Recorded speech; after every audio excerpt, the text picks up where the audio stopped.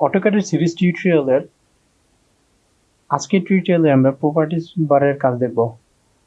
গত টিউটোরিয়ালগুলোতে আমরা ড্র বার, মডিফাই বার, ডাইমেনশন বার, লেয়ার বার এর কাজ দেখা হয়ে গেছে। আজকে আমরা প্রপার্টিজ বারের কাজ দেখব। এরপরে আমরা একটি প্রজেক্ট করব, অর্থাৎ একটি ড্রয়িং করব। যে টুলসগুলো আমরা শিখলাম সেই টুলসগুলোর মাধ্যমে একটি ড্রয়িং আমরা করব। তো প্রপার্টিজ বারের যে কাজগুলো, এখানে প্রপার্টিজের মধ্যে 3 ধরনের বাই লেয়ার আছে। প্রথম বাই লেয়ারে সবসময় বাই লেয়ার রাখবেন। দ্বিতীয় বাই লেয়ারের কাজ হচ্ছে লাইনের মধ্যে বিভিন্ন ধরনের ইফেক্ট দেওয়া, এবং তৃতীয় বাই লেয়ারের কাজ হচ্ছে লাইনের মধ্যে থিকনেস দেওয়া।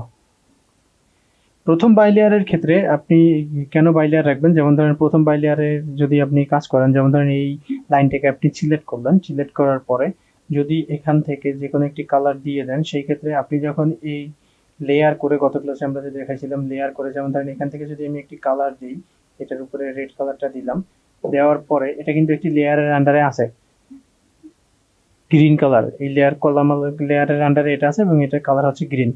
যদি আমি এই লেয়ারের কালার চেঞ্জ করি, তারপরেও এই কালারটা চেঞ্জ হবে না, কারণ আমি প্রপার্টিজ থেকে এখান থেকে কালার দিয়ে দিই। ঠিক আছে? তো এই জন্য আমরা এখানে সবসময় বাই লেয়ার রাখবো। তাহলে কি হবে, লেয়ারে যে কালারটা করা থাকবে, এখানে লেয়ারে যে কালারটা করা থাকবে সেই কালারটাই এখানে শো করবে।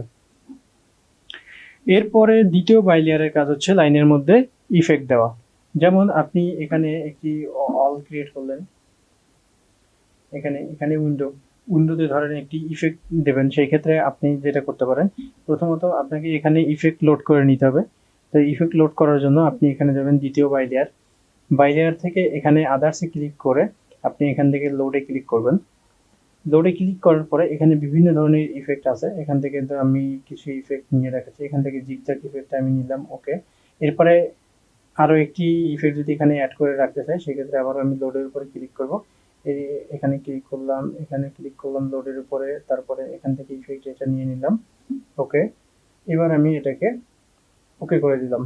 তাহলে আমি যখন এখানে ক্লিক করব, তখন ওই যে লোড করেছিলাম আমি ইফেক্টগুলো, সেগুলো এখানে শো করবে। দেওয়ার সিস্টেম হচ্ছে এখানে কিসের উপরে আপনি এই ইফেক্টটাকে অ্যাপ্লাই করতেছেন সেটাকে, মানে সেই লাইনটা বা রেক্টেঙ্গল, সেই লাইনটাকে আপনি ড্র বা সিলেক্ট করবেন। সিলেক্ট করার পরে আপনি দ্বিতীয় বাই লেয়ারে এসে এখান থেকে আপনি ইফেক্টটা দিয়ে দেবেন। দেখেন এখানে ইফেক্টটা কিন্তু হয়েছে।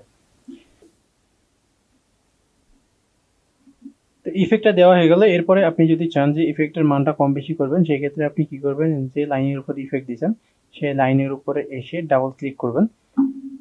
ডাবল ক্লিক করে আপনি চাইলে এখান থেকে ইফেক্ট চেঞ্জ করেও দিতে পারেন। আমি ধরেন এই ইফেক্টটা দিলাম এবং এখান থেকে এসে লাইন টাইপের এখানে এসে লাইন টাইপ স্টাইল এই ঘরে এসে আপনাকে ইফেক্টের মানটা কম বেশি করে দিতে হবে।